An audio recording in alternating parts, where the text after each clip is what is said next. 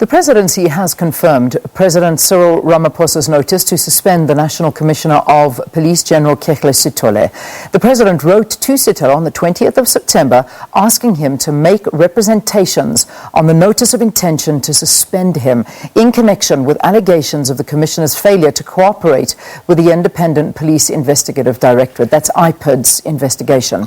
Now, the case involves an alleged attempt by the Crime Intelligence Division to illegally get 45 million rand to purchase an electronic spying device known as a grabber to be used for surveillance during the ANC's Nasrec conference in 2017.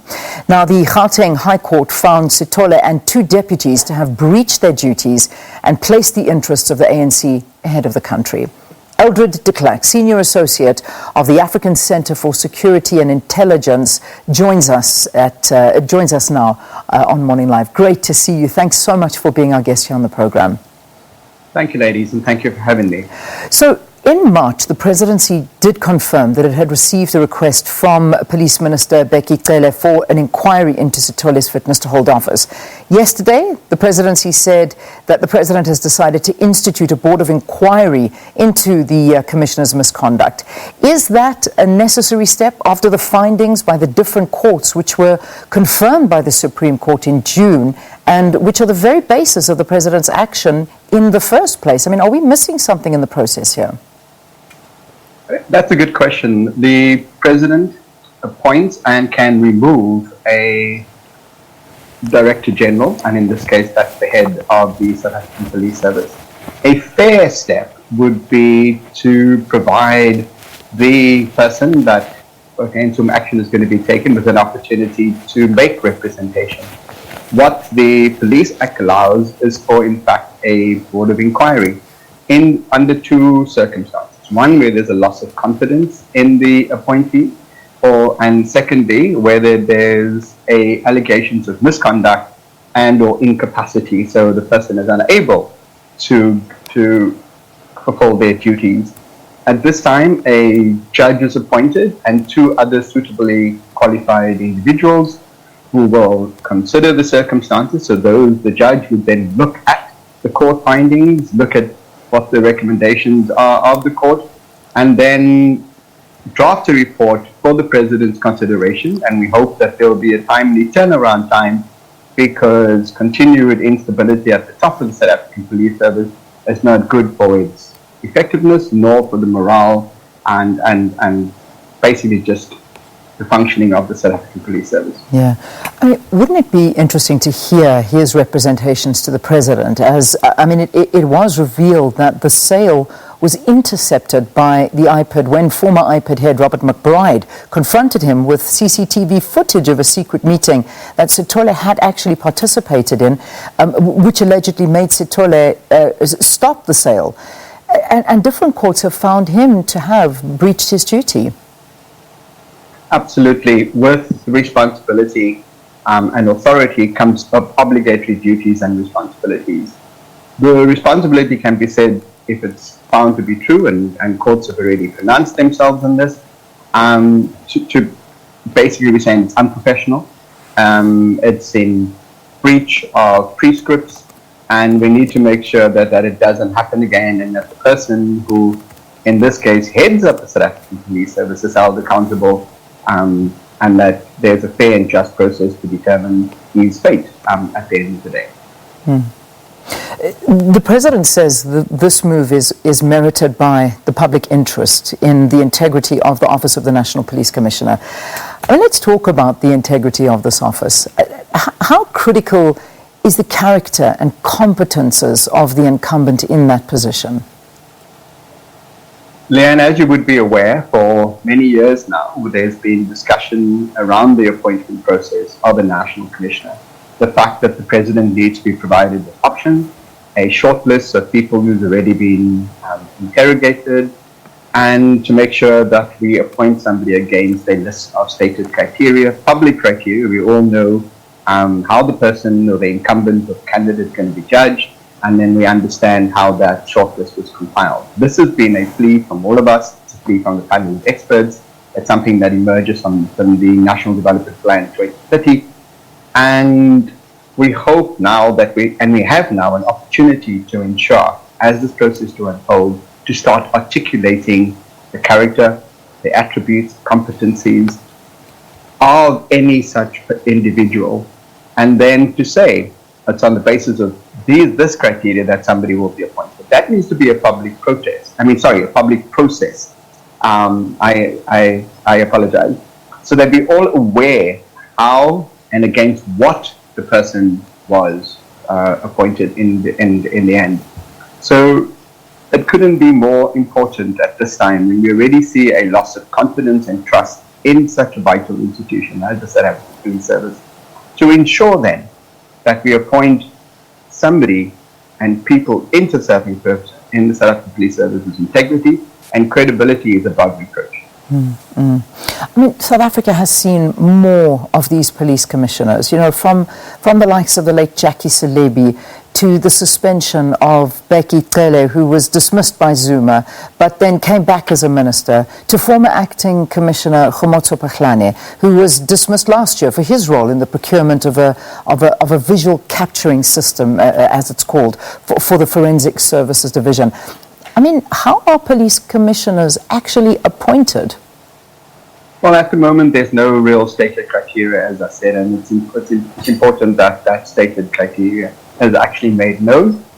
And it's the president who takes responsibility for the appointment of all heads of these vital departments. So the president would consider a list of individuals and simply then engage said individual or a number of them, have interviews, I guess, to which we're not privy, and then announce the successful candidate. The NDP suggests that there be a national board of a national policing board.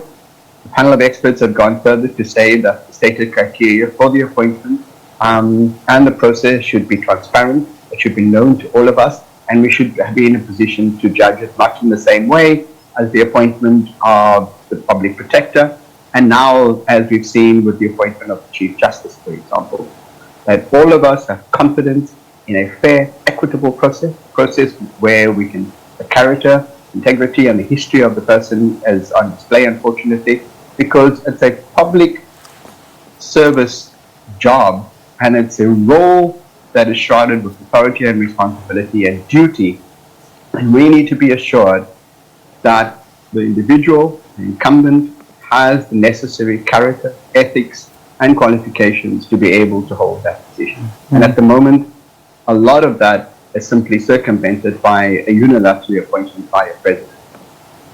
When we look at the fact that there actually have been 8 police commissioners, 8 people have occupied this post of National Commissioner since 2000. It's such a massive turnover, and as we mentioned before, the accusations of corruption that goes on there, criminal charges, removals of them. There is so much drama in that position, and it seems it's not only the character, competence, and skills of the incumbent that proves to be costly. If you consider Khehle's building procurement saga and Pakhlane's actions that led to a 24 million rand settlement with Itemba Forensic Group, a company that was awarded a deal for the provision of specialized cameras by the SAPS, then has failure to do due diligence, I should say, on getting the right person come at a financial cost at the taxpayer's expense? It seemingly has, and it speaks to the character and institutional nature of the South African Police Service, which is why the National Development Plan 2030 speaks to the fact that all senior police officers should be subjected to an integrity, competency, and lifestyle audit, that the institutional character and performance of the South African Police Service should be subject to increased public and political governance and oversight. And as I said earlier, and part of that is the appointment of the National Policing Board that can set performance standards, consider the systems and functioning of the South African Police Service, and even look to flatten the structure so that decision-making can be caught early and can be transparent, and at the end of the day, those tasked with authority and responsibility and duty can be held accountable before the fact, so their decisions can be checked before implemented, And then after the fact, once they've made a decision, look at the impact of that decision on the institution and see whether that decision was the right one. If not, then correct it. So there's a number of measures that at the moment there seems to be some lethargy to follow through on, and that's concerning. Yeah. So let's look at some recommendations that an organization like the ISS, the Institute for Security Studies, says that a solution would be to basically establish an independent panel, conduct transparent, merit-based processes of identifying the best possible person to be recommended as the National Commissioner to the police. What are your suggestions on the appointment of a police commissioner? Because it seems that whatever we've been doing in the past is not working. Well, my suggestion would be to follow through on what the NDP 2030 says, and that's to appoint a National Policing Board of competent individuals, individuals from many disciplines, and individuals who are vested and trusted and deemed to be credible in their own right. To appoint said individuals, they establish the criteria for what's needed from the job. They establish the criteria for the appointment, and they consider a fair and just process. They'll also be tasked furthermore with looking at the emergence of the SAPS Act and how that has to be amended in accordance, in keeping with the appointment process. They will consider regulations at the moment that makes it possible for individuals to simply circumvent certain processes, because the job of the National Commissioner and the role does allow for executive decision making that may have to be curtailed. So I would put that responsibility into a properly constituted National Policing Board, rather than, and they'll be independent to all intents and purposes. You know, I mean, when we look at some of the events that have happened under the watch of the current National Police Commissioner. I mean, we've been through, as a country, through an insurrection. There's been so much fraud on a PPE scandal that, we won't go into the details of that, but that's the reality, is that I think it was close on 520 million rand spent on PPE that, was just turned out to be really something that was absolutely devastating and a waste of money. Then, of course, it was the death and possible murder of the Deputy National Police Commissioner for Crime Detection, Sindile Mfazi. This all under the Commissioner's watch. I mean, these are major incidents that, surely action should have been taken already. Absolutely.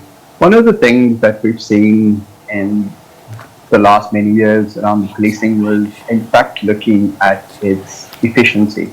And we've had efficiency services, we've had basically the financial controls of the South African Police Service effectively dictating its operational readiness and its operational stance. And we should reverse that. We should look at effective and performance-based policing to ensure that all South Africans are entitled to the safety and security that we deserve. So we should change that around completely to say we judge you on your performance. So the contract given to all people with the South African Police Service, especially the top leadership of South Africa, should be a public document. We should know that their 5-year appointment, there are certain targets that they need to reach, and their performance will be judged in terms of how safe we feel as a country. Not necessarily around numbers. Murders has come down 8%, rape has unfortunately increased by 2%. As important that is, it is how do we trust the police? Do we have faith in them? Do they enjoy our confidence? If not, then they have lost our confidence. And the Act allows that where there's a loss of confidence in the institution and the head of the institution, that should be interrogated and necessarily other corrective action should be taken, or said individuals should be replaced. We should all know how and what the performance of the South African Police Service is, and have an opportunity publicly to speak to that. From our CPFs at the local level should be involved in the governance of the station. At a provincial level, we should ensure that there's public and political governance of the police and scrutiny of its performance, and at a national level, we do exactly the same. To have that, we need to strengthen the civilian secretariat that has been effectively eroded, and we need to strengthen IPID to ensure that there's investigation, and they should get involved as well in the internal and disciplinary procedures of the South African Police Service. That should not be shrouded in secrecy, and it should not be left to people who are not duly qualified to undertake those inquiries. Eldred, a pleasure speaking to you. Thank you very, very much for giving us insight into the story. Eldred de Klerk is a Senior Associate of the African Centre for Security and Intelligence Praxis, discussing the likely suspension of National Commissioner of Police Khehla Sitole by President Cyril Ramaphosa. This follows court findings that Sitole has breached his duty. Let's take a break. News up next with Sakina.